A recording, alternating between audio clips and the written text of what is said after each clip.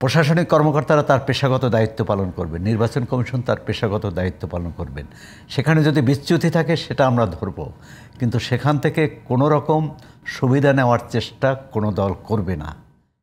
আমি মনে করি এটি হবে আগামী সুষ্ঠু নির্বাচনের প্রধান অঙ্গীকার। পুলিশের মনোবল এ সম্পর্কে দু একটি কথা বলতে চাই। পুলিশের মনোবল ভেঙে গেছে, এটা সত্যি, কিন্তু এই ভেঙে যাওয়াটা যে শুধু 5 আগস্টের পর তাদের যে কর্মকাণ্ড সে কারণেই নয়, সেটা তো একটা আছে। অপরাধের সাথে নির্বাচনী অনিয়ম, হত্যাযজ্ঞ অথবা দমনপীড়নের, বিরুদ্ধে দমনপীড়নের সাথে জড়িত তাদের মধ্যে তো একটা অপরাধবোধ বা তাদের নৈতিক মনোবল ভেঙে যাওয়ার কথা। কিন্তু 5 আগস্টের পরে অন্তর্বর্তী সরকারের সময় যারা দায়িত্ব পালন করছেন বা যাকে যে দায়িত্ব দেওয়া হয়েছে সেটা কি স্বাধীনভাবে তাকে পালন করতে দেওয়া হয়েছে বা হচ্ছে? যদি হয়ে থাকে তাহলে কিন্তু পুলিশের মনোবল ফিরে আসতো। কারণ যেখানেই কোনো, এখন তো আওয়ামী লীগ মাঠে নেই, তার দেশ ছাড়া ঘর ছাড়া, তা যে কোনো অভিযুক্তকে, ওই অপরাধী বলছি না, অভিযুক্তকে ধরার ক্ষেত্রে বা তার বিরুদ্ধে মামলা দেওয়ার ক্ষেত্রে প্রতিপক্ষ যখন বলে যে তাকে ধরতে হবে, এর নাম কাটতে হবে, এর নাম দিতে হবে, অথবা তার পছন্দের লোককে দিলে তখন বলা হবে যে স্বৈরাচারের দোষর অথবা অন্য দলের পক্ষ হয়ে কাজ করছে। এখানেও কিন্তু ওই রাজনৈতিক দলের সংস্কৃতিটা জরুরি।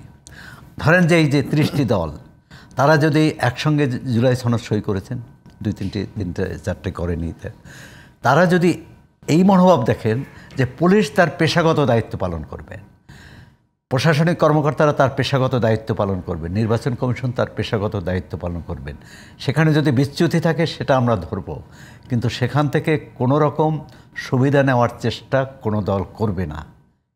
আমি মনে করি এটি হবে আগামী সুষ্ঠু নির্বাচনের প্রধান অঙ্গীকার। না, কিন্তু এখানে একটু যোগ করি যে এখানে কিন্তু একটু ভিন্ন দিকও আছে।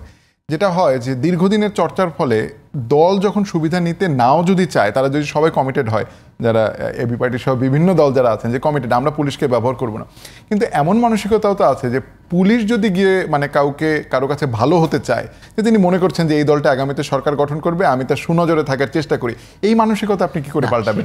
সেটি যদি এই 30টি দল যারা নির্বাচন করবে বা নির্বাচনে যে অংশীদার, তারা যদি যৌথভাবে বলেন, প্রতিটি এলাকায়, প্রতিটি গ্রামে হতে পারে কমিটি, প্রতিটি উপজেলায় হতে পারে, প্রতিটি নির্বাচনী আসনে হতে পারে, যে একটা রাজনৈতিক দলের প্রতিযোগী রাজনৈতিক দল সহ একটা কমিটি হতে পারে, যেখানে তারা দেখবে কে কোথায় এই যে নির্বাচনের দায়িত্ব যারা পালন করবেন বা দায়িত্ব যাদের উপর অর্পিত হয়েছে তারা কিভাবে কাজ করছেন।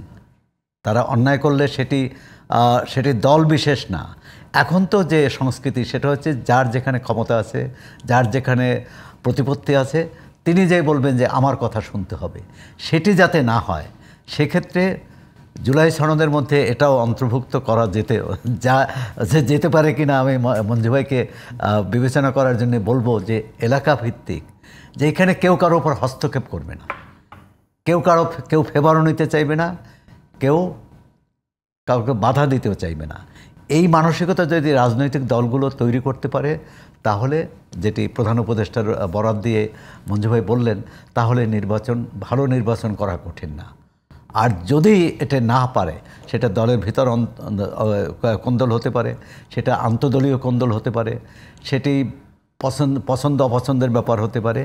এই মানসিকতা, যেটা আমরা উত্তরাধিকার সূত্রে 54 এর আগের কথা যদি বাদ দেয়, 54 বছর ধরে ধারণ করে আসছি, সেখান থেকে বেরিয়ে কতটা আসতে পারবে তার উপরে নির্ভর করবে আগামী নির্বাচনের গতি প্রকৃতি।